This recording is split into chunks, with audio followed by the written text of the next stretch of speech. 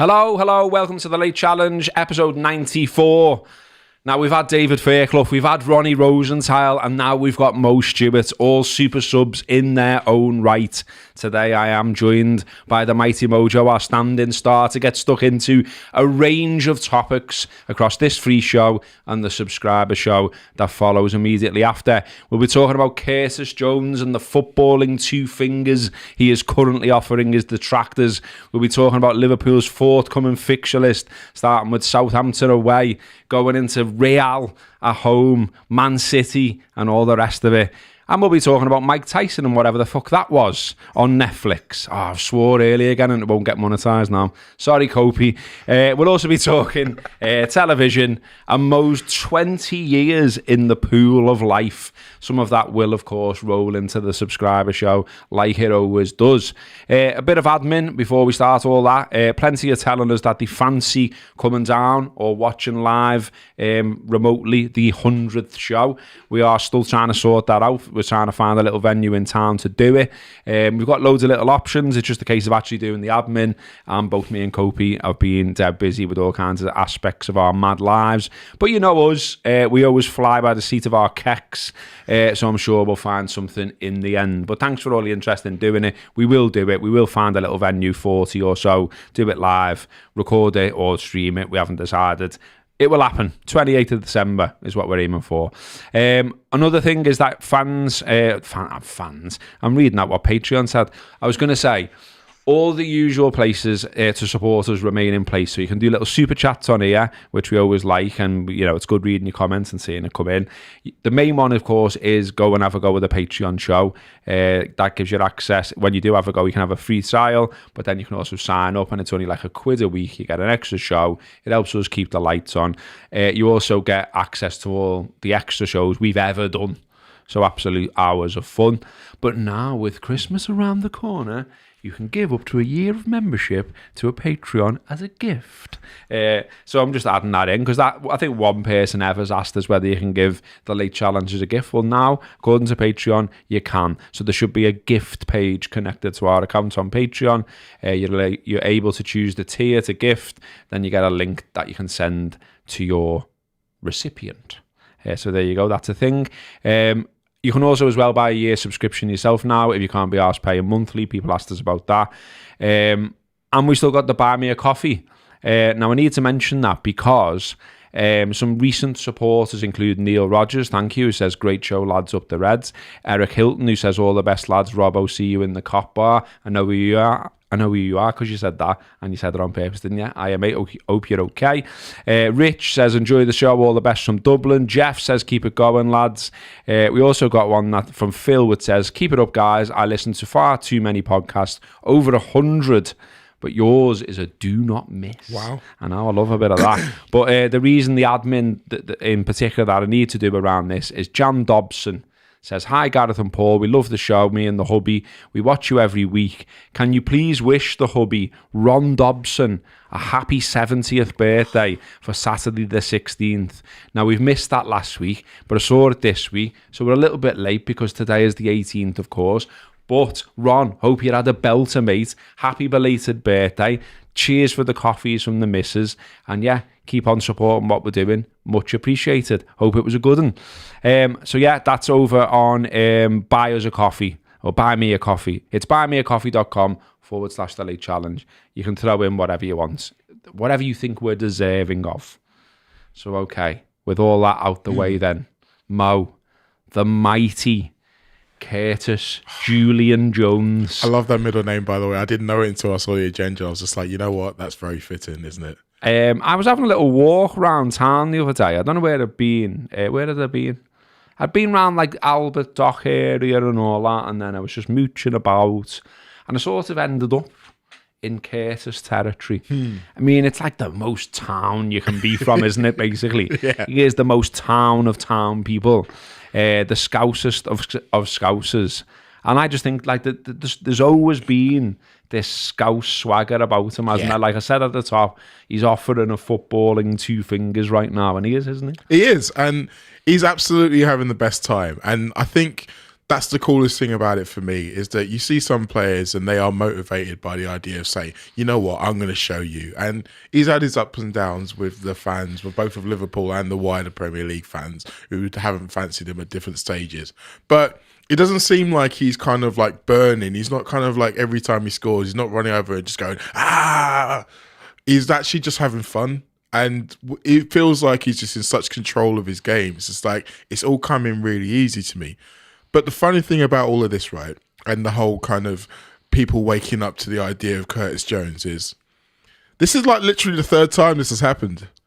At least the third time this has happened. Yeah. Because I remember like back in the season we were going for the quadruple, where we're playing at home against City, the one that Salah scores that amazing goal. Curtis plays him the ball. He plays him the assist for that. And I think he has like 5 games in a row where he started in midfield. And everyone's like, okay, so he's finally arrived. He's going to be a starter. And then he kind of comes out of the team again. Thiago comes back in. And then obviously we have the season after that where it all goes a bit pear-shaped.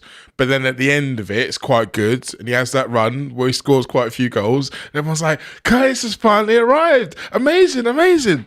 And then he goes away again, had a few unlucky injuries, and now we're back here again. And it's like, guys, like, he's still good. He has been good this entire time. Yeah. And by the way, he's 23 years old, which tells you that, like, the fact that he's been around this long and he's 23 years old shows you that he's got a fantastic career ahead of him. But, yeah, I'm of the opinion now of basking in everyone else falling over themselves to say, you know what, he's actually a really good footballer, isn't he? That's funny, isn't it? That's what I've enjoyed sort of the last week or so, well, during the international break. Thankfully, the last one for 4 months. Get in.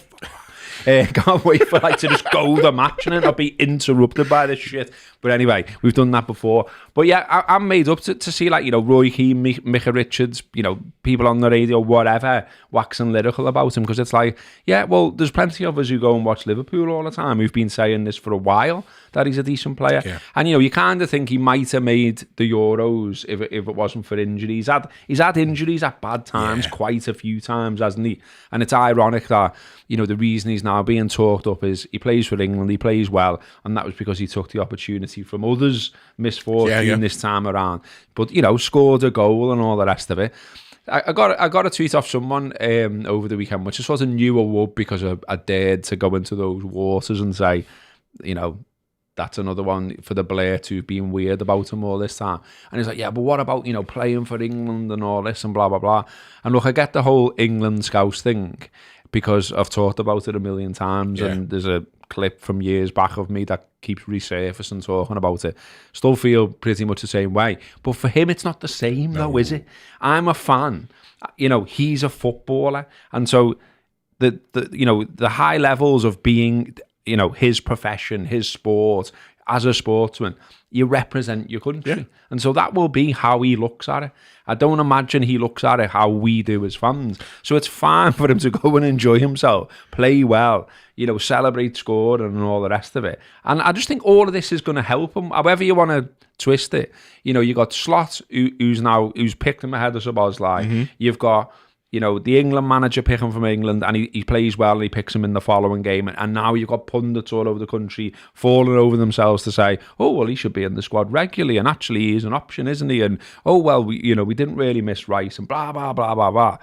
All of this has got to help and benefit ultimately us in the next 4 months of football. Absolutely. And I think sometimes you see a player who, like I said before, he just feels like he's in complete control of his game and everyone can see it. And it just takes it to go a whole new level. Like on the whole England thing, right?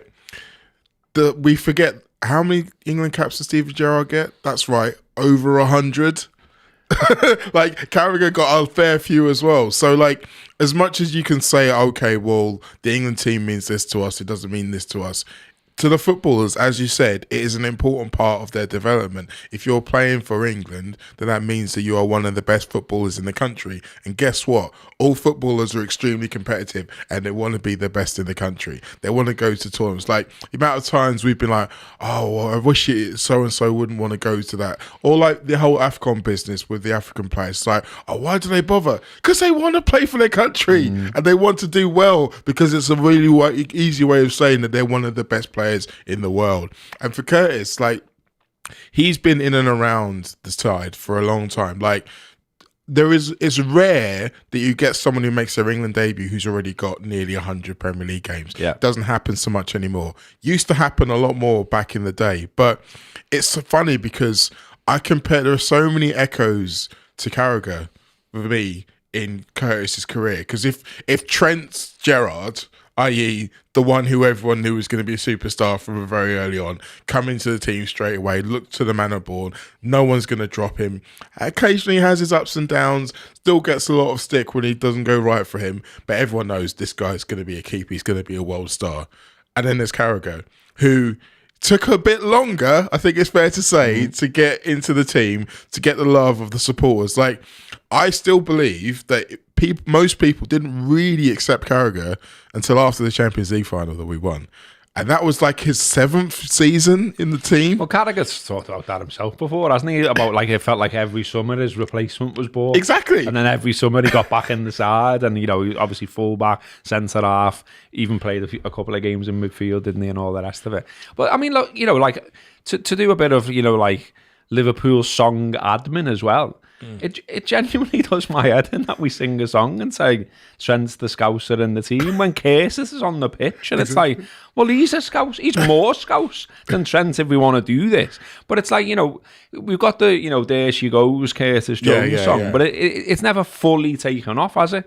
Like, Ian at Love Follow Conquer's actually done a t-shirt and a belter it is, with the Lars drum and Curtis Jones. Of course I'm going to give that a shout because it's right up my street. But it's like he made it for you. Yeah, almost. I mean, I have commissioned Lars t-shirts in the past. One that says the Reds, John Jones, all right, Lar. Me Bezzy mate, he did one for me saying the Reds on a... Anyway, I digress. But he's never like... I mean, plenty of people like him. Plenty of people love him. But there's loads of people... He's always had these weird detractors, particularly online. And I wonder, has he seen it? And things he said made me think, yeah, he has, defo. Yeah. Because, you've had these weirdos saying he's only playing for Liverpool because he's Scouse, which is really weird. You don't become a professional footballer because of where your postcode is. I mean, has he just played for England because he's English? Is that how that works? It's the same logic as the blurts that, used to sing, if Heskey can play for England, so can I. No, you can't. Because Heskey was really good and you're probably some blurt who has 10 pints a night or whatever. And they're very lucky that Heskey is a very placid man, because I dare you to say it anywhere near his presence. But, like... the whole he's only playing because he's Scouse thing. Like, part of that is the people who see the transfer market as the only way to improve a football team. And if we're not buying 5 players every year, then we're moving behind our rivals, and it's woe is us and all those kind of things. So every time they see a game where Curtis doesn't score 4 goals and, run rings around everybody, it's like, oh, get him out of the team. And it's just such an easy, lazy thing. But think about it, right? Liverpool, one of the biggest teams in the world, multi-billion-dollar company. Are they really in the business of giving appearances to people for like some charity case? I know, yeah. Like, how does that even work? Anyway, it doesn't. And he's doing some magnificent things on the pitch right now. And we mentioned Steven Gerrard. I like the Steven Gerrard post where he put, what a player, fan the FA and all the coaches for being late. But, Gerrard's obviously been like, someone who's been key in his career. He's talked about that before. We know he fairly harshly bollocked him on more than one occasion when he was his boss, if you like. And some stats on his performances for England. He got 86 touches and completed 95.6% of his passes. That was against Greece. Obviously, then the back-heeled finish that rounded off the win. In the 2 games that he played, he completed 136 passes with a 95.8% accuracy rate. Now, I can remember people saying in the past, like, you can pad stats and you can just do the basics and you can be a bit Joe Allen or whatever. Yeah. He was going past, a couple of men and then laying it off and things like that. This wasn't just, he was safe for 2 appearances. He was bold, he went forward, he scored the goal. Do you know what I mean? It was like proper Curtis, wasn't it? And it was like, you can look at the stats and they'll tell you one thing, and then you can watch the game and it backs up what they're saying. And that's the thing. If someone thinks, oh, he's just being a bit of a crab about it, watch the game, and it will tell you that that's not exactly what's happening at all. And I think you can watch his Liverpool appearances and it will say exactly the same thing. In the amount of times where Liverpool haven't started the game well, and you'll see he's the one trying to make things happen. Like, I remember the Brighton game where we were really struggling in that first half, and yet every time he got on the ball, it was when he came on. Every time he got on the ball, it was like, right, this is what we need to do. Like come on, and he was the catalyst for kind of turning that around. And that instinct to be, I'm going to try and do something. That bravery that it takes, maybe slightly cockiness at times. I think that's where Stevie was so good for him, because it's like he knows that you need that to be able to make it as a Scouser in the Liverpool football team. But you also need to modify it slightly to have a longer career. And like, obviously, we know that he's not absolutely perfect. Like, Slot said it himself, innit? It's like the next barrier for him is to do it every week, every 3 days. And I think the great thing about all of this praise he's getting now is that he's going to feel like, I like this. I like it when everyone thinks I'm boss. Yeah. And now I want to keep it going. So he's going to be busting everything in him to make sure he can keep it going. And I think that we've already seen how his game has developed over the years and how many different parts to his game he's added. One of the things I like the most about him is that he can take stuff on board. He is able to kind of listen to not only criticism, but advice, and kind of build it into what he does. So I just think that the manager he's got now and the way that he's got such an attention to detail in every little part of his game, he's just going to keep going for higher and higher and higher from here. We are on Blue Sky. Someone mentioned that. It was nice to see us on there. We're all on there. So I'm on there. Mo's on there. The Late Challenge is on there. Spirit of Shankly is on there. So yeah, if you're on there, go and follow me, Mo, The Late Challenge, Spirit of Shankly. Also as well, someone's laughed at your cup, Mo, and said, why have you got a Leicester City cup? Well, I had it placed in front of me. I'm assuming it's because it kind of matches my shirt, but and also, like, you know, I don't really pay attention to what mug I'm drinking. I'm not. It says for Fox, well, you know, like with a picture of Fox instead of for those that are listening rather than watching. It's the way to get swearing in without it costing you monetization, basically. Yeah. What else did we have to say? I think that was it about Curtis, so we're going to move on. Other little bits and bobs. Oh no, I just wanted to say as well, I mentioned his character and sort of that kind of thing. I think if you know the Curtis story as well, you know, he's clearly beaten various challenges, including, I mentioned where he's from, you know, his Mars obviously put in the hard yards, like taking him on buses and trains and God knows what else to get him to, you know, all kinds of football matches for years in all kinds of weather, a challenge in itself for any parent who has got a kid playing footy. So he's got through all of that kind of stuff. There's the challenges of like the environment he's growing up in, what most people his age will be doing at a certain time of life and all that kind of stuff. He's come through all that. But also as well, I feel like there's more to it that we don't know, that maybe one day we will. But, you know, like he clearly, when he first came through, had a stammer and things like that. He's worked hard on that, and he's clearly put himself forward. Like, I want to do the media as part of getting over this. Yeah. And like, he's good, isn't he? He's entertaining. He has something to say. Yeah. He's a bit of character. And again, I just think like that's what I'm trying to say. Like, there's just something about him. There's something that burns in him where you think, I think there's also an element in him wanting to reinforce what Scouseness is to the players. So like, it's noticeable that like how he is around Diaz and Nunes, the fellas who probably don't fully understand English, but he's really on at them all the time, trying to be friendly to them, but also kind of letting them understand what it is to be someone from Liverpool and how we are. And I think it's fun. It's kind of like a disarming way to let them get to know each other, but also kind of reinforcing, this is where you are. This is what we're like. This is what if you get us on side, then this is the best thing ever. And he's almost like the Scouts correspondent for the team. Yeah. I love that.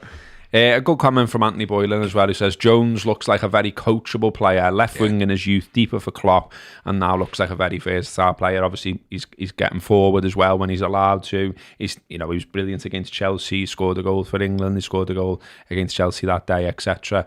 So yeah, looking forward to more from him. Something that I've put under the heading Anthem wank. this is something I spotted from Henry Winter's Substack, and he says he does like a long list of 10 things type of thing or whatever, and number 5 was bad support. Carsley's too diplomatic, but he could warn Tuchel not to expect to hear the opposing national anthem. England fans once again booed the Republic's anthem. God Save the King was jeered in return. Both national associations will get tiny fines from UEFA until the players plead publicly with fans to stop disrespecting the opposition anthem. The embarrassment will continue. Fuck off. Like, the players do not need to plead with the fans. No. How about we plead with you, Henry, in your position as one of the, the major journalists in the country, to just go, stop playing them. Like, it's absolutely irrelevant to what I don't go to listen to an outdated song about an outdated situation. You know my thoughts. Do you know what I mean? No, it just does me head in that, like, there's things that come up over and over again and we never get anywhere with them. And this is one of them. If you want Boone to stop playing it. That's true. I'm a little bit confused as to why because England fans seem to boo everybody. Like, the people who we are traditional rivals with, I kind of get it. I don't agree with it, but I kind of get it. But, I was at the Greece game, and they booed the Greek anthem, and I was like, why? Yeah. Like, what are these lads done to you? Yeah, exactly. Everyone, everyone loves kebabs, right? I thought Greek was all sound. So I don't get that. I understand why he remarked that it's weird, and it feels a little bit small time, but I also agree the fact that anthems aren't really necessary at that point in the game. Not. Absolutely not. Genuinely, you can stand behind your flag when you're coming out of the tunnels. You can have your pictures taken and all that stuff. Be proud of who you are and what you represent, and do the handshake at the coin toss and swap your pennants and all that gear, and just get on the football. Yeah, I mean, God save the king. Oh, yeah, I know. I mean, I think the worst part about it, though, is the fact that our anthem is so white. So, I know there's not many people out there who are massively into rugby. I'm into rugby. And I love the Italian national anthem. Immediately loses Scouse points. Yeah, sorry. Hey, listen, I like rugby league as well, by the way, so maybe that gets them back. Wall points. We'll come on to that, but honestly, the Italian national anthem it's like a roller coaster. It goes up, it goes down, it gets you up off your seat. So I'm all for that one.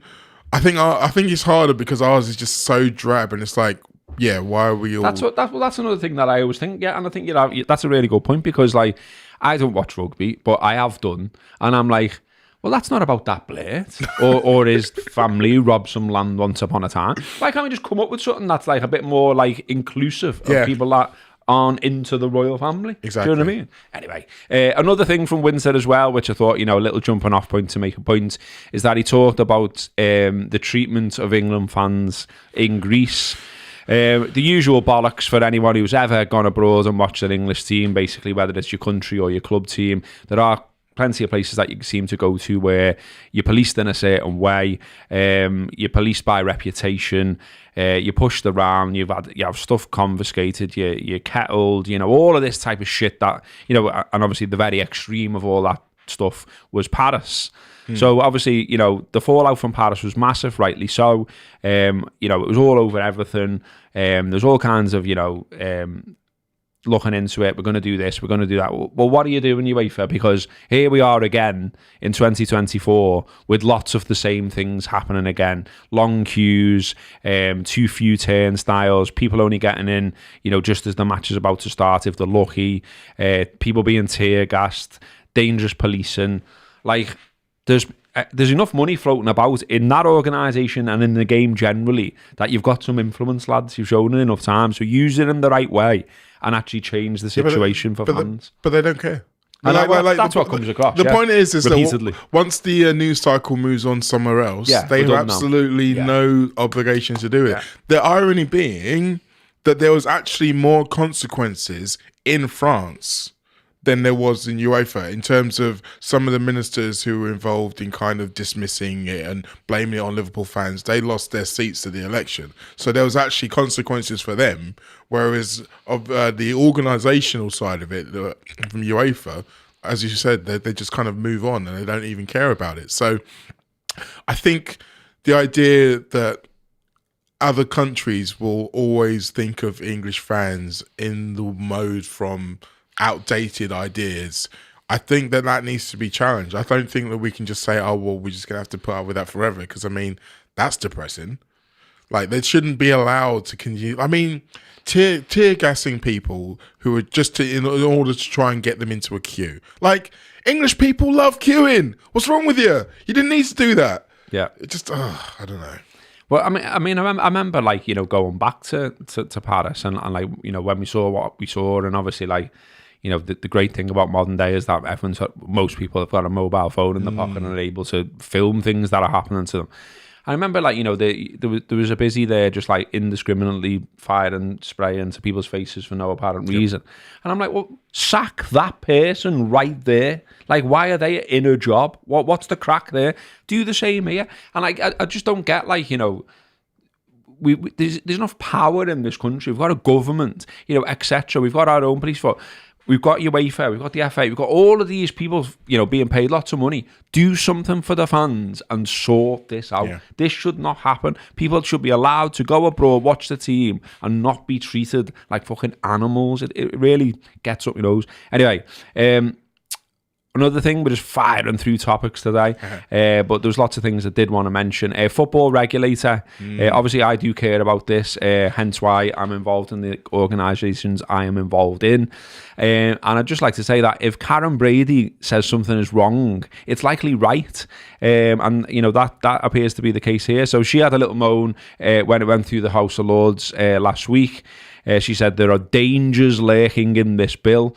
I would say, Baroness Brady, that there are dangers lurking if we just let people like you do whatever you like with our football clubs. She says aspects of this legislation risk suffocating the very thing that makes English football so unique. All these clubs going bust would suggest that there's already a problem there. All these fans being priced out to go in the football would suggest there's also a problem there. There are plenty of problems that you and the likes of you haven't been able to fix. So this is why we are where we are. A couple of things stick out for me from all of this. Number one, what a massive surprise that the Tory peer Karen Brady seems to have a problem with the Labour bill. Colour me shocked. And second of all, I hate the way that she weaponizes the word ambition. Like, ambition for football fans, every football fan wants their team to do well, to play matches, to potentially win trophies. Everyone wants success. That's not a problem. That's not an issue. But the idea of conflating that idea of ambition with meaning, that obviously means that all football fans want their team to come in and get some rich person to come in and completely give them everything that they want, completely distort the whole landscape of football. All of the things that you've been complaining about when someone else has got it, you then want it for yourself. It's like, well, if everybody does that, then there's going to be people who've mortgaged their whole future and lost. And I kind of equate it to, everyone says, oh yeah, I wish I had £1 million. All right, well, what would you say if your dad turned around to you and said, listen, lad, I've cleared out your complete college fund. I've just bought a load of scratch cards. See what happens? Yeah. I mean, it might work. It might not work. Like, I just imagine how you feel when you're going through them all going, nope, another one. You've got like 3/4 of the way through, you're thinking, yeah, that £1 million not coming, is it? I've just wasted all this money. And then you're going to have to deal with the consequences of it. This whole legislation is meant to stop people from being able to do that. And it's not just about the Premier League as well. I mean, you know, that's something that's always bugged me. Like, I've always cared about other aspects of football. I've always gone and watched other football. Yeah. So I've loved the Reds. I've gone the Reds since, you know, whatever, I was 14. But I've also always gone and watched non-league. We've been together? Yeah, we've been together. It was a fantastic time. I used to go and watch Nosey United. I used to go and watch Prescott Cables. I've covered them as a journalist, you know, etc., etc., etc. And, you know, the pyramid should be protected. It's boss. It's great. It's good that we've got clubs all over the country. And it shouldn't just be about the ones at the top, box them off, make it bigger and bigger and bigger, you know, throw a few little, you know, yeah, I'd have that, but sound. It's about that as well. It's about the parachute payments. There's lots of stuff in there. And if you can be bothered, you can go and have an absolute read of the huge amount of stuff on Hansard. But importantly, there is something in there that clubs will be explicitly required to consult with supporters on ticket prices. Now, this is something that the Football Supporters Association and Spirit of Shankly are pushing for. It's expected in the new year that there will be conversations between the Supporters Board and Liverpool. In our instance, I know as well that the Football Supporters Association are constantly lobbying the Premier League, and then all the various fan groups are lobbying their own clubs. And there is this collective thing which you may have seen, and I've talked about before, called the Stop Exploiting Loyalty campaign. So what we're trying to do is make that a big deal for the game with Manchester City on December the 1st. So we'll be doing loads of social media about this to remind you all. But just get it in your head, get it in your, your mental diary, if you like. Come down before the game, pose for the pic, hold the banner, have a chat on some of our videos, and just basically show to the boardrooms, including our own, that we give a shit about you putting them up year after year, that we give a shit about concessions being targeted. Because what we've seen from our own owners and other owners, if you just stand idly by and you just go, oh, it's all right, I don't really care, they will chance their arm on the other thing. And our own owners did that on a number of occasions. Remember £77 tickets. Remember walking out against Sunderland. Remember the U-turn. There is power in fans coming together and saying, hang on a minute, can we just press pause here? And that's essentially what we're asking for now. We're saying, press pause. Let's have another look at this. There's loads of money knocking around. Why are you coming to us with a bowl every season? Exactly. And I mean, you mentioned those ones. Like, the other ones I think of is the trademark. Yeah. And then obviously the whole furlough scheme during COVID. There are plenty of times where, to their credit, only their small credit mind, because obviously they tried it on in the first place, when in the face of these kind of backlashes, they have looked back and said, okay, well, let's not do that. Let's go in a different direction. And holding them to account, that's all we really want. We're not going to say, okay, well, we're gonna go over the top here and say that all of our demands must be met. That's not how it works. It's just a case of a back and forth, a recognition of the importance of us and the ability of us to continue supporting you, which we'll only be able to do if it's a reasonable price. I mean, the whole idea of being consulted as well, like, there needs to, like, I haven't seen the fine print of the bill, but I'd quite like to see that, because I don't want it to be a situation where they're like, well, come in and sit down and have a chat with us. Tell us all what you want, and then we will just go over here and do something else. There needs to be some kind of legislation that says that if you're going to do, if they're going to look to increase prices, there needs to be a vote amongst the supporters board or whoever, where it is all agreed to a certain level, or maybe even just something that says that you can't raise them by a certain percentage. Exactly, because Forest essentially put 20% on some of their tickets, and we've seen West Ham, we've seen Tottenham targeting concessions like that. That should just be ring fenced. That should be something you cannot do. Absolutely. There should be like a so Richard Masters always comes out with, clubs set their own prices, and essentially nothing to do with those guys, nothing to see here, disappears off into the sunset. And yet, obviously, we've got a £30 cap on away tickets in the Premier League, where all of the clubs came together under the umbrella of the Premier League and decided on some policy which has been in place and is due for review next year. So it is doable. It is. There are things where you could put something in place to say, we'll have from now we'll have a collective freeze across the league, and then we'll have a look at it, and we'll have proper conversations with supporters and supporters representatives, and let's see where we go. Not just keep putting it up. Are you priced out? Don't care. Well, the grounds are full, by the way. It's always the same thing, and it's like, grounds are full with who and what and why and when. If it's creeping into destroying supporter culture as we know and love it in this country, then we need to have a conversation. And that's where we're getting. Just to say as well that, it wasn't only friends of people who've made their money out of selling dildos who spoke in the House of Lords. Oh, okay. I was wondering where you're going with that. So the intro to the second reading at the House of Lords the other day, I thought was pretty good. And there was one bit of it I just thought I'd read out, because I thought, So it goes like this. English football goes beyond family loyalty and local communities. It is a global success story and one of our greatest cultural exports.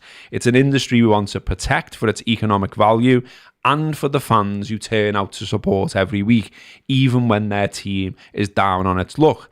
Despite its phenomenal success, we know that irresponsible owners, unsustainable financial models, and inadequate regulation have cast a shadow over too many of our clubs. Too often, fans have had to fight to protect their club's identity, heritage, and even its very existence. In recent years, we've seen the devastating impact that losing these battles can have on communities, such as with Bury and Macclesfield Town.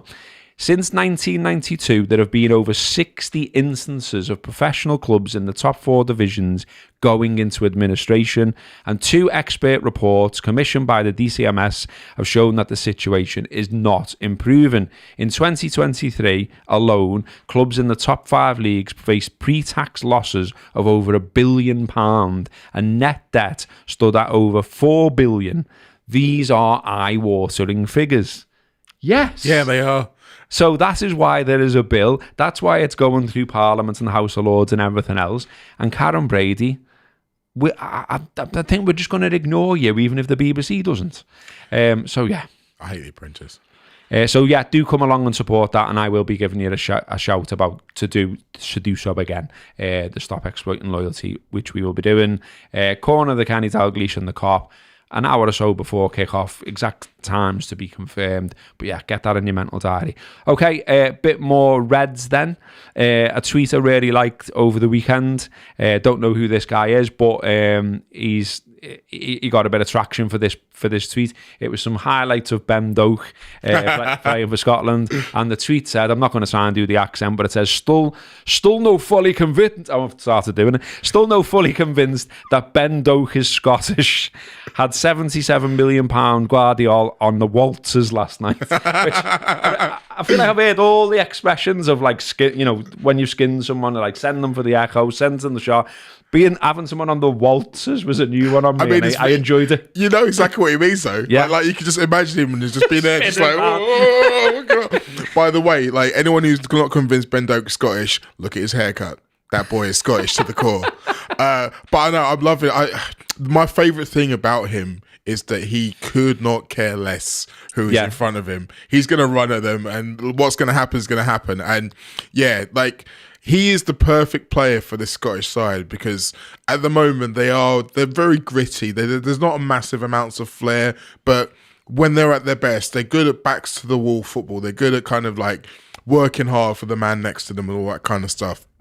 And then if you've got a guy who you can give the ball and he can just go and run at people and scare them shitless, that's exactly what their game plan should be. And yeah, I love watching him fly down that wing. Yeah, he's good, isn't he? And he is on loan at Middlesbrough, but I'll go and pick him up if we can cancel that, if he's going to play like that. His quote afterwards was just brilliant as well. It was proper like, how can you not be into this? He said, I don't see faces on the park. I just see a kit and a blank face. I don't take notice of reputations. I just believe that if I'm good enough to be on the pitch, then I should be up to whoever I'm against. He's had 8 starts in the Championship. He's come on in 2 more for Middlesbrough. He's assisted twice recently in the 5-1 win over Luton. He is only 19. He's only just turned 19 as well. Already 5 caps for Scotland. I mean, he's definitely got something, the lad, hasn't he? I guess the question is he going to get a chance at Liverpool, or is he just being plumped up? Well, it's difficult to say, because if you'd have asked me at the beginning of the season, I'd have said it's a long way away from him being a Liverpool player. But we've got a new manager who's got new ideas, and I do think, I get the idea of cancelling the loan. I do think it's doing him loads of good, because he's playing all the time and he's learning on the go. So there's a small matter of Salah being in his way if he comes back. Exactly. not the insignificant matter of a certain Mohamed Salah. But I like Michael Carrick, as despite him being, a United to the core, I think he's a good football mind. Yeah. And he's also a very calm character. So if he has a bad game or something doesn't go his way, he can kind of put his arm around him and say, no, look, don't worry about it. Just keep doing it. And if you think about his style of football when he was a footballer, it was very much attack-minded. It was very much like, we want to play on the front foot. And that's the kind of manager that this kid needs. But I'm excited by what he can be. I don't know whether or not... So, like when Harvey Elliott went away to Blackburn and played fantastic for Blackburn and then came straight back into the squad and then got minutes immediately, I still don't know whether or not that's possible for him. But in a world where that Mohamed Salah isn't still around, I know it's not a world that any of us really want to live in, but hear me out. It makes it more likely. It does make it more likely. I would like him to be able to maybe go on another loan, maybe to a higher level than Middlesbrough, maybe a Premier League team, maybe a team in another league who are in the Champions League, get him running at like Barcelona and Bayern Munich, then see where we get to. Yeah, because, I mean, let's be honest as well, there's been 1,000,001 players at Liverpool and in general who look good at a certain age and then, nothing really happens. Like, I don't know, Ben Woodburn. Danny Pacheco. Pacheco's one. Who was the lad who was in like Championship Manager and everyone was like, oh, John Welsh. Yeah. You know what I mean? Like there's been loads of them, hasn't there? So, we shouldn't put the pressure on him and all that kind of stuff. But when he comes out with stuff like that and when he plays like that, part of being a footy fan is getting excited about these things, isn't it? So, Mo has got a Substack. Do you want to mention how people find that? Yeah, so it's mostewart.substack.com, but instead of an O, it's a 0. So m0.stewart. I know. Nice and uncomplicated there, Mo. I mean, it sounds more uncomplicated. It sounds complicated, but when you see it written down, you're like, oh, okay, I know what that looks like. So it's lowercase, but instead of putting as O, it's a 0, because zeros are kind of like oval shaped, aren't they? Anyway. So look him up on there because he's got his burgeoning relationship with Arne Slot in the press conferences. Yes, indeed. He's making a big effort at doing the stuff that he wants to do and fair fucking play. But he sent me his most recent post earlier, and he wants Arne Slot. I hope Slot reads this and like just as you're off in the press conference. Oh, cheers. Are you going to put this to him? Well, I was writing on my Substack on it. But no, Mo wants us to drop Gravenberch. Tell us why. I mean, for starters, I wouldn't use the word drop because he's been playing out with that skin. Rest. Like, I think... Drop. So, basically... At the moment, we're seeing a lot of players who are playing week in, week out for their clubs and for their countries breaking down with injury. We've seen Declan Rice, Bukayo Saka, Cole Palmer, although we are still yet to see exactly how injured he is, Rodri for City. There's loads and loads of examples. Yeah. And a lot of them are happening at this time of year, like this kind of October, November little run. Dijk. Yeah, well, no, we don't know that yet for sure. Medical reason. Yeah, that might be a diddle, we'll see. But the point is that there isn't a direct replacement for him in the squad. Like, he's made himself a bit of a unicorn, Ryan Gravenberch, because... Unicorn? Until I seen that Brian Gunn thing, I'd never heard anyone say it. And I was like, what's this unicorn shit? You just come on with it now. Shout out to Brian. But yeah, there is no one who quite plays the position in the squad like he does. And if you think about the games we've got coming up against City and Real Madrid, like the idea of playing him against Southampton, him getting an injury, not being able to play in those games, I think is a risk we don't have to take because... Southampton are bad. Southampton are bad. Southampton are bottom of the league for a reason. Like, Southampton had 72% of the ball against Wolves and couldn't turn it into one single shot on the goal. Not one shot. Not one shot. And again, I don't want to seem like I'm digging out people who we all love, but they're still playing Adam Lallana in central midfield. And it's like, I'd like to think that if you said to Tyler Morton, like, you've got to go up against Flynn Downs and Adam Lallana, I think he'd be like, right, sign me up. Yeah. And there's an element as well of the fact that we are going to need the whole squad over the course of this season. And these are the games. Now, because the schedule from now on's mad. It's mad. Yeah. So these are the times when you can kind of keep everyone involved, keep everyone sharp. So like, I think Joe Gomez is a really good example because of the games that he had against Brighton in the League Cup where he came in and he did well. When we needed him to come on at half-time against Brighton, it wasn't a problem because he was already match sharp. You're not throwing someone in out of the cold. I just think that there are times when you can kind of make things work within the squad. And like Ryan is nearly played as many minutes in the Premier League this season as he did all of last season. And if you think about how much he didn't play for Bayern Munich, he's had 2 seasons where he didn't play a lot to then have 1 season where he's played every minute. Like, it just feels like he's asking for something to go wrong. 22 though. He is 22. He looks young. He looks strong. He looks like the kind of person who can do it. But the question is, if he gets injured against Southampton... Yeah, there does seem... I get it, because there does seem to be like a lot riding... Like I was doing something, I can't remember what it was. What was I doing? I was doing the overlap again. Dick. And it got mentioned, or I mentioned about him, and I was saying I think we should still be, if we can, going into the transfer market in January and getting someone for that position, because he's solved the position in inverted commas, but what's below him? Yeah. And it's like, you know, if we could, and if there's someone out there, you know what to call Ghostbusters. No. But the thing is, like, to that point, right, if we do need to decide that we're going to get someone else in, the only way to do that is to give Endo or give Morton a chance. And if they can't do it, that's when you go, all right, fair enough. I like Morton. I do. I think he's great. I think that and he's had a spell in the Championship. And exactly. All that kind of stuff. I mean, the German champions Bayer Leverkusen wanted to take him on loan in the summer, and so he must have something about him. And I mean, lest we forget, their manager knows a thing or two about playing in midfield. So I think these are the kind of games where if you're going to bring him in, if you're going to say to him, we want you in our squad. We think that you're good enough to stay with us. We don't want you to go out somewhere else. We need you. These are the games in which you've got to prove it. I think for squad building, for so many different reasons. And I mean, I'm not disrespecting Southampton. I know the Premier League is one of those places where everyone can buy you in the arse. Everyone is good enough to do damage to everyone. And they only lost 1-0 to Man City the other week.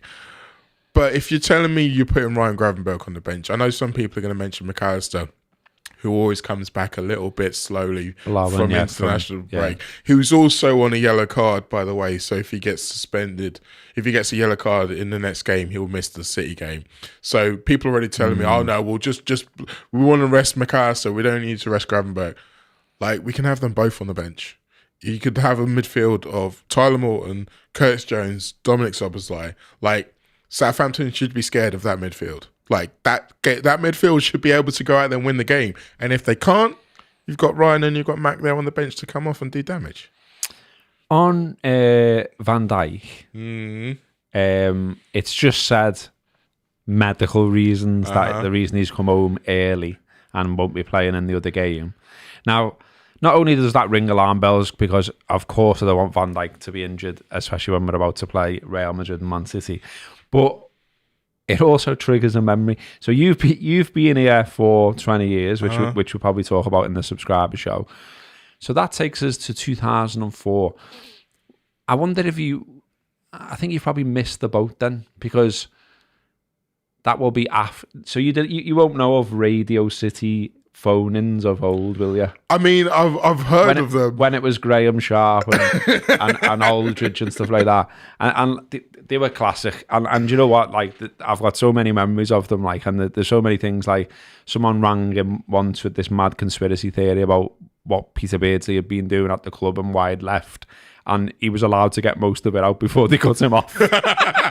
I remember sitting in my mum and dad's back room laughing my head off. You're going to have to ask me in person what that was, because I can't repeat it on here. Legal reasons. But it was legal reasons, but it was hilarious. But what used to make me laugh as much as mad calls like that, and there's a bit of an in-joke between some of my mates who remember those shows, is you used to get some Evertonians would ring up the phone in, and obviously to speak to Sharpie.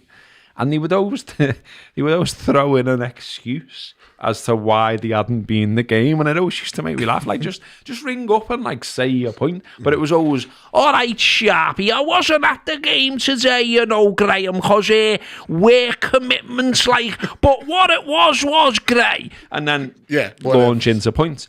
So we had that work commitments thing was always like a bit of an in-joke, because we repeatedly heard it. I don't know if it was the same fella who always had the work commitment, but someone rang him once with a different one and went, all right, Sharpie lad, I wasn't at the game today, mate, because of medical reasons.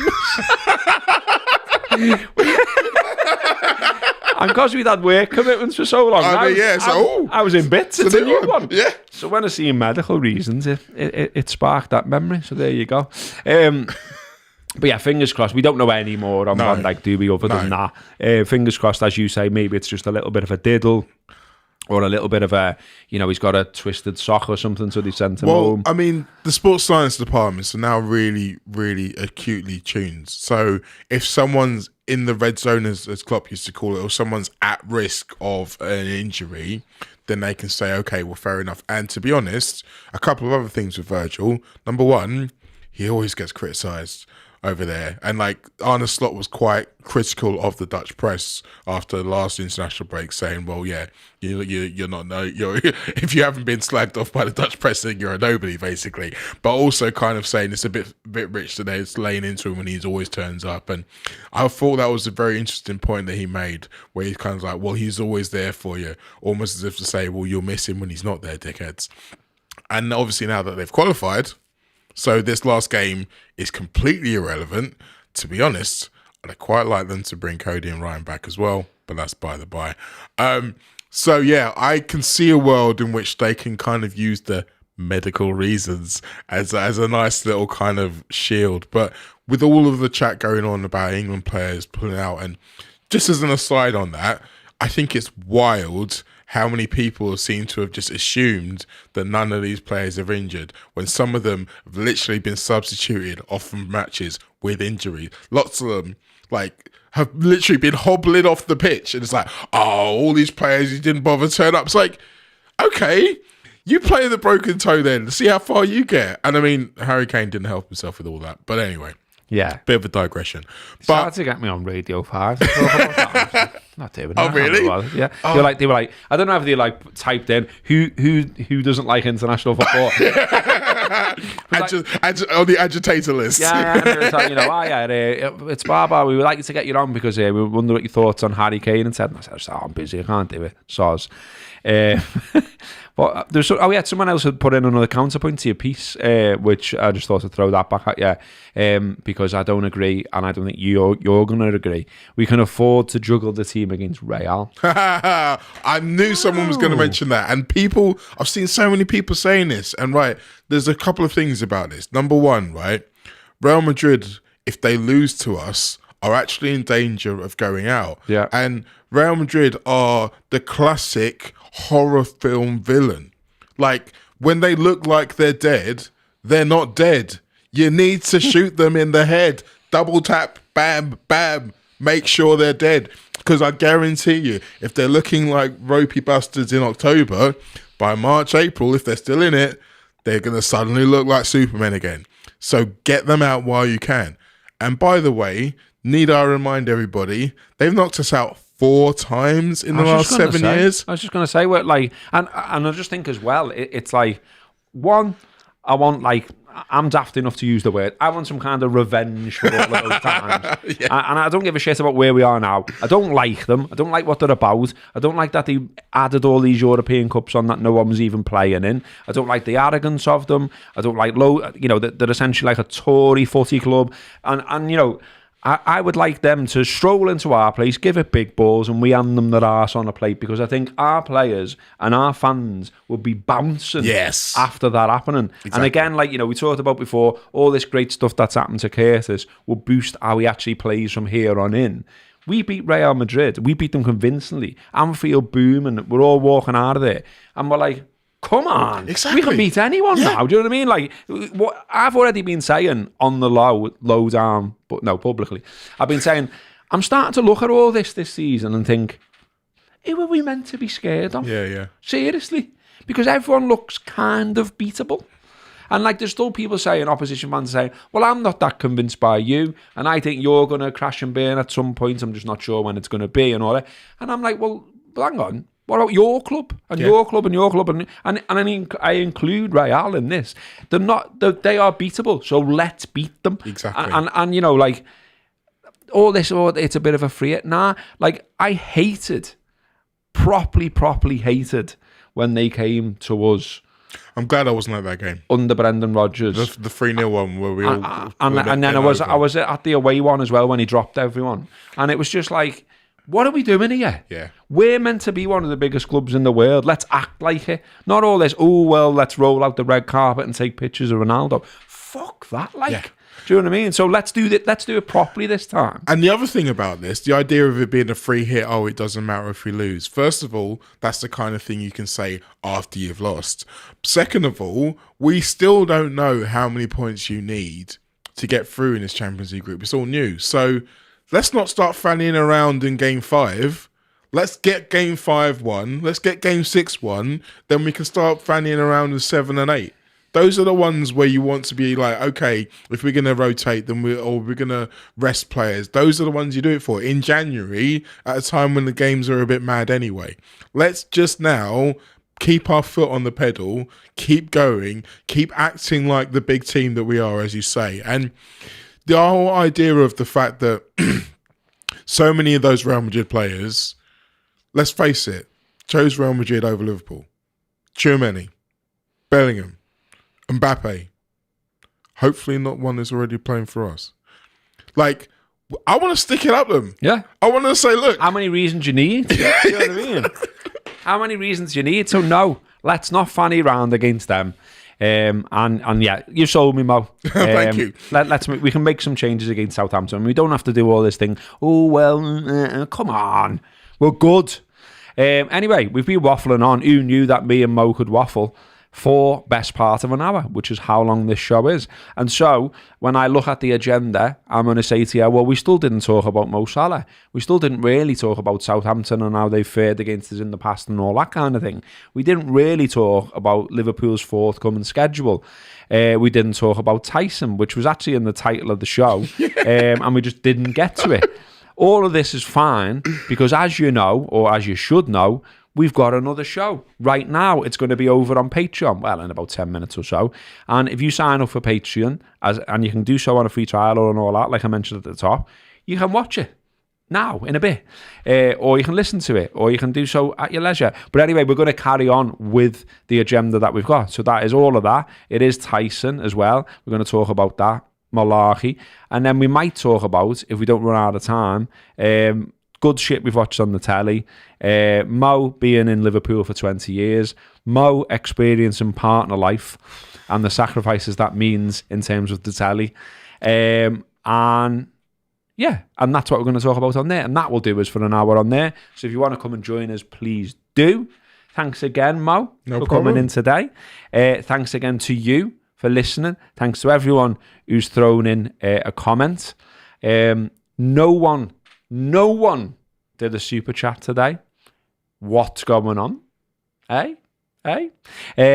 We shall be back next week with another free talking Reds, I nearly said that. Yeah. It's because I'm here, that's what it is. Back to the future.